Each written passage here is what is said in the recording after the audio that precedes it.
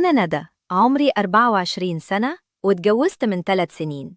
دخلت القفص الذهبي وأنا حالمة إنه هيبقى عندي عيلة جديدة أحبها وتحبني. أهلي علموني إن أصول البيت إن الواحد يكرم أهل زوجها. للأسف حلمي انكسر على صخرة اسمه أم محمد، حماتي. هي ست أرملة عايشة لوحدها في الطابق الأرضي من البيت وإحنا ساكنين في الدور الثالث. لكن وجودها في البيت كان معناه إن في وصاية على كل حاجة. كانت بتتعامل معايا بجفاف وقسوة شديدة، وكل حاجة بعنيها كانت عيب وحرام وغلط. طريقة لبسي، أكلي، ضحكتي، حتى طريقة نومي. كنت ساكتة وقلبي على فكرة إنها أكيد بتحبني من جواها ودي طبيعتها.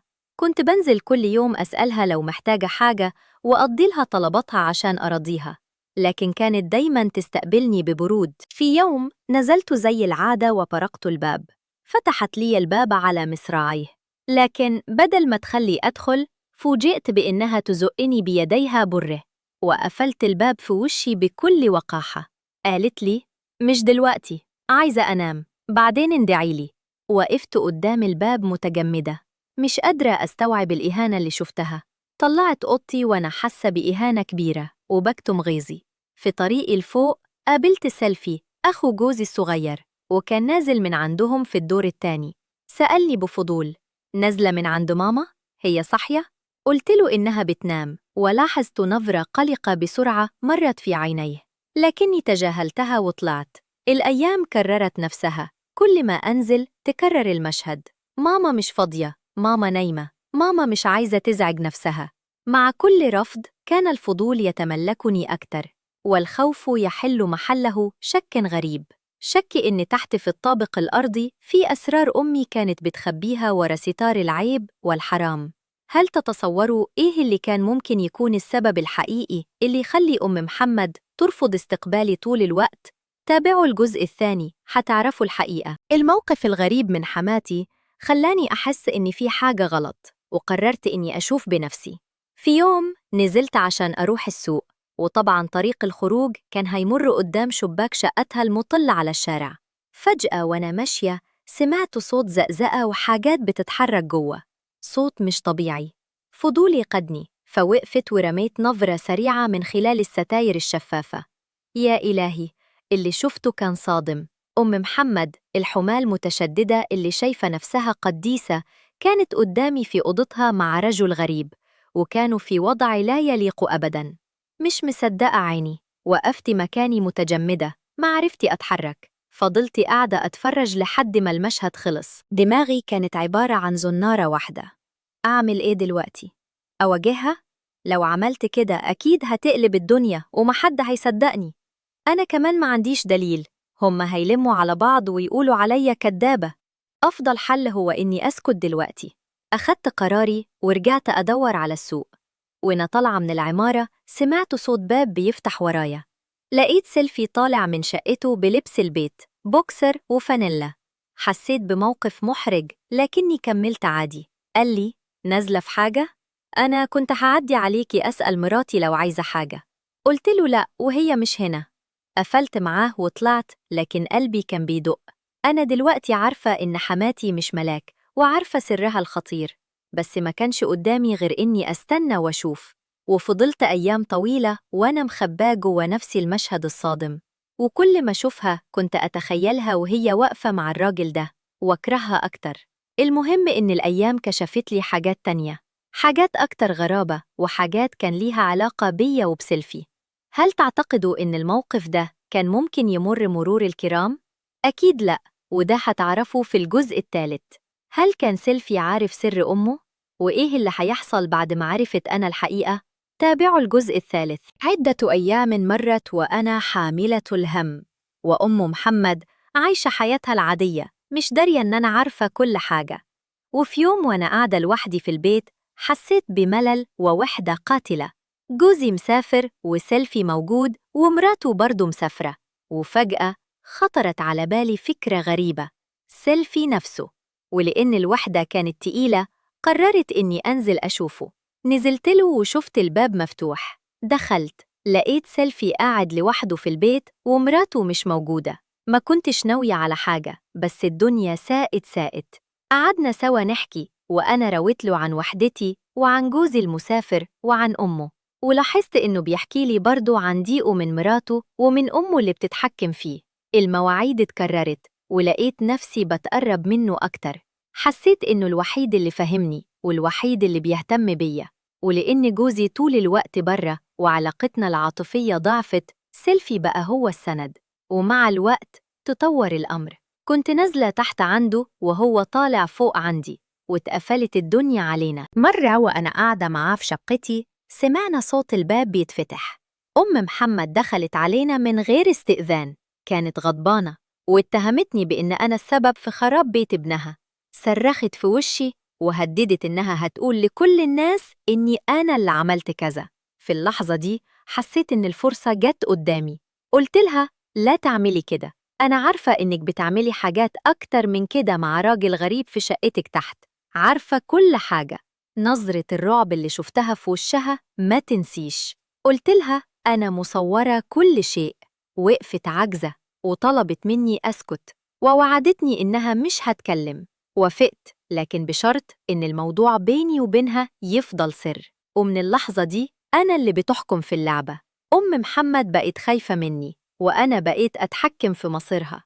انتصار كبير ولا كان بداية النهاية؟ هل تعتقدوا إن العلاقة مع سيلفي استمرت؟ وإيه اللي حصل بعد كده؟ تابعوا الجزء الرابع. مع الوقت العلاقة بيني وبين سيلفي كبرت وتحولت لحب، وكل ما تمر الأيام كنت أتعلق بيه أكتر.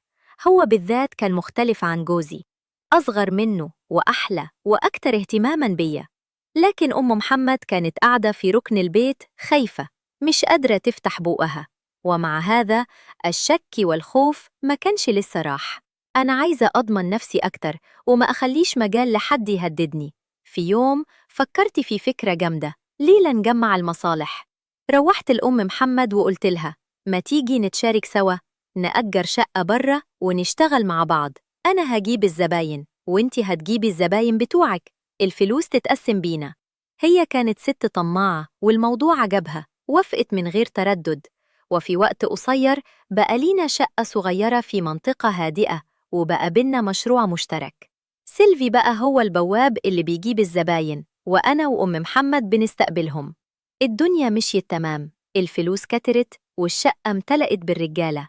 وبدل ما كنت قاعدة لوحدي في البيت، بقيت ست انديبندنت وليا شغلي وفلوسي.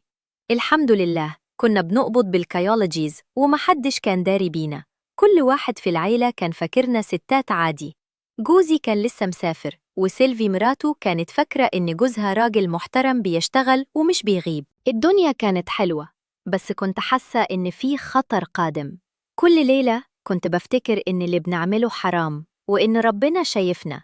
لكن الفلوس والعلاقة مع سيلفي كانت بتخليني أنسى كل شيء. وبعدين مين اللي هيكتشفنا؟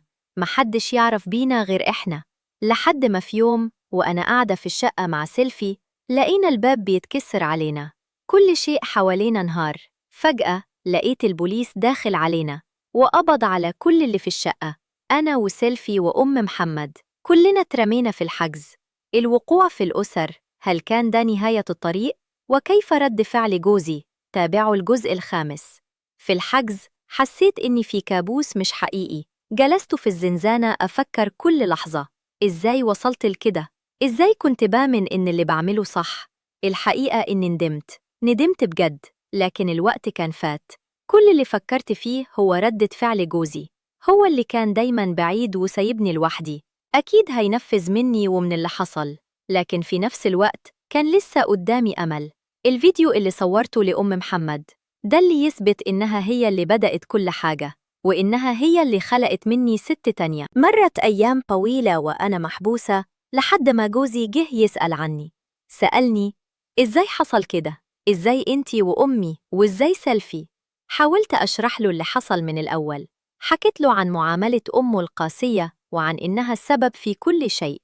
حكيت له عن اللي شفته تحت وعن تهديداتها، بس هو كان مصدوم لدرجة إنه مش قادر يستوعب. وطبعاً طلب مني الدليل. طبعاً أنا كنت مجهزة كل شيء. رحت جبت له الفيديو اللي صورته لأمه مع الراجل. اتفرج عليه وسكت. سكت طويل، ما كنتش عارفة هو بيفكر في إيه ولا هيعمل إيه. أنا دلوقتي في الحجز، لسه قاعدة وقاعد أكتب قصتي دي. الحقيقة إني ندمانة، لكني مش عارفة أعمل إيه. لو جوزي سامحني، هل هقدر أرجع أعيش معاه بعد كل اللي حصل؟ هل هينسى؟ وإذا ما سامحنيش، حياتي هتبقى إزاي؟ قصتي دي درس قاسي، إن الخيانة مش مجرد غلطة، لكنها نتيجة ظروف، نتيجة وحدة، نتيجة حاجة ناقصة. حماتي علمتني إن العيب مش دايماً في الأفعال، لكن في النوايا. هي كانت بتشوف عيوبي، وكانت عيوبها هي الخبيئة. الندم، هل يقبل؟ وكيف سيكون رد فعل جوزي؟ وهل هناك أمل في بداية جديدة؟ تابعوا الجزء السادس والأخير. أنا لسه قاعدة في الحجز، وأيامي بتمر بين الخوف والرجاء. كل شوية بفتكر وش جوزي وأنا بحكيله كل حاجة. كان مصدوم، لكن بعد ما شاف الفيديو حسيت إنه بدأ يصدق. بدأ يفهم إني كنت ضحية قبل ما أكون جانية. مش بعيد إنه فكر في كل اللي فات، في معاملة أمه القاسية، في سفره الطويل اللي خلاني لوحدي، في إنه ما كانش جنبي في الوقت اللي كنت محتاجاه. أكيد لام نفسه كمان. أما سيلفي فبقى بعيد عني، ما بقناش نتكلم زي الأول. صحيح إحنا في نفس الورطة، لكن كل واحد بيفكر في نفسه. مش عارفة لو كان حقيقي بيحبني ولا كان بس مستمتع. أم محمد هي التانية قاعدة في الحجز، وكل واحد فينا لوحده. اللي كان يجمعنا بقى ذكرى وحشة، وانتهى كل شيء. أكتر حاجة بتخليني خايفة هو مستقبلي مع جوزي. هو راجل محترم وطيب، لكني خنت ثقته. صحيح إني بررتها لنفسي بألف سبب، لكن في الآخر أنا غلطت. الفرق إن أم محمد هي اللي بدأت، لكن أنا كملت. أنا مش بريئة، أنا ندمانة لإني أوصلت نفسي لكده، وندمانة إني خليت الوحدة تقودني للحرام. دلوقتي أنا في انتظار الحكم، مش عارفة هيتحبس قد إيه، ولا إذا كان جوزي هيسيبني ولا لأ. لكن أنا عارفة حاجة واحدة، مهما كان اللي جاي صعب، أنا هتحمل نتيجة قراري. هبدأ من جديد لو رجعت تاني. مش هخلي حد يتحكم فيا، ولا هخلي الوحدة تقودني للندم. حماتي كانت ست قاسية، لكني كنت أنا اللي ضيعت نفسي بإيدي. سؤال اللي وصلوا للنهاية، هل أنا ظلمت نفسي، ولا الظروف هي اللي ظلمتني؟ هل كان لازم أسكت على قسوة حماتي، ولا كان لازم أواجهها بالحق؟ وإذا رجعت بيكم الأيام، إيه كان ممكن تعملوا مكاني؟ أتمنى حد يفهمني ويحس بيا.